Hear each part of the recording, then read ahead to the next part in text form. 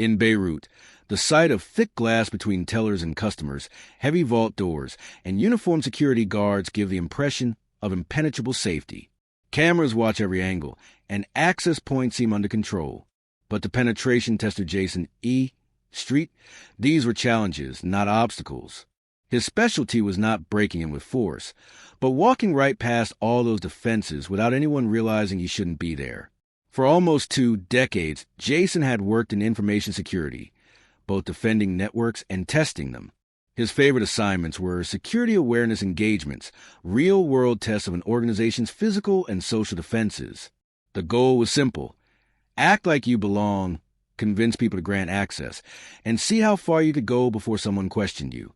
A few years back, a Lebanese bank hired him to test 3 of its branches.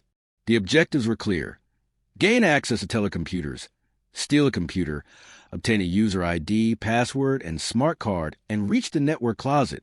Jason was allowed 3 attempts at 3 different branches. He preferred minimal preparation, no elaborate reconnaissance, just a confident walk, a friendly smile, and what he jokingly called being adorable. For this job, he dressed in a leather DEF-CON jacket, red sneakers, a khaki shirt, and a fake ID badge. In his vest of doom were harmless but convincing hacking tools, a USB rubber ducky, network drop boxes, and other props to simulate an attack. His plan was never to actually harm the systems, only to prove it could be done.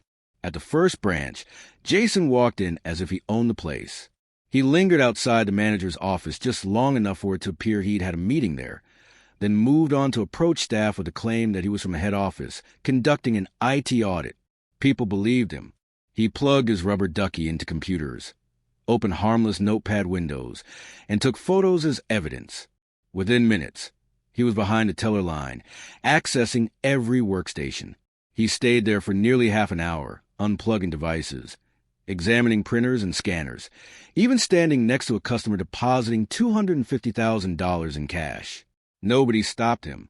The branch manager, arriving late to the scene, assumed others had verified Jason's presence. In reality, no one had. By the end, Jason walked out carrying documents, an ID badge, and other items, and even returned multiple times without challenge. The second branch was even easier. He found the break room, waited until approaching from a trusted direction, then walked straight up to a teller's workstation, unplugged the small desktop computer, and carried it out. The third branch proved anticlimactic. A cleaning staff member unlocked the network room for him without hesitation. In just 3 days, Jason had completed all 5 objectives.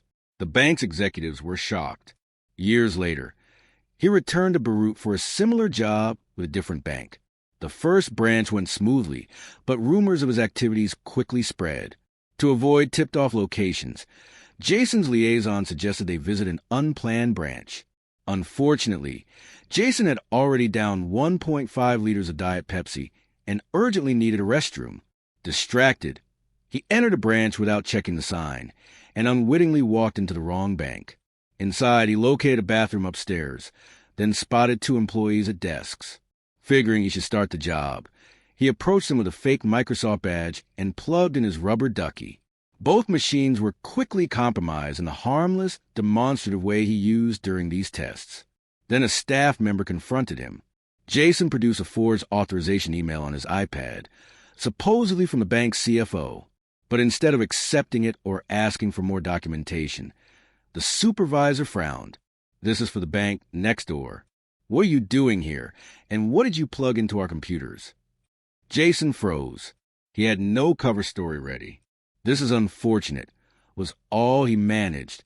Minutes later, he was in the manager's office, surrounded by angry staff speaking Arabic. Trying to calm the situation, he demonstrated that his USB device only opened Notepad, inadvertently compromising yet another computer in front of witnesses. Eventually, his liaison arrived and began explaining in Arabic, French, and English. Still, the wrong bank security team insisted he be escorted to their headquarters so their specialists could examine his tools. At the head office, Jason worked to appear as non-threatening as possible, making jokes and explaining his role. Fortunately, the rubber ducky still had its manufacturer's label, which helped the team verify online that it was a testing tool. after several hours, much of which Jason spent giving them free security training. Tensions eased. The director of security even joked with the liaison about splitting the cost of the engagement. Jason left without incident, breathing a sigh of relief only once he was on a flight out of Lebanon. He later learned the wrong bank had closed a branch and wiped all its machines after his visit.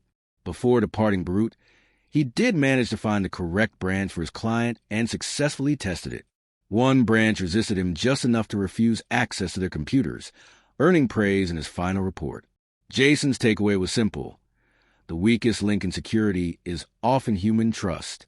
Employees should feel empowered to verify the identity of anyone accessing secure areas or equipment, never allow tailgating into restricted zones, and treat unexpected USB devices with suspicion.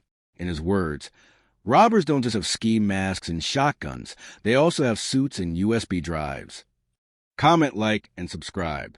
This is Fargo season.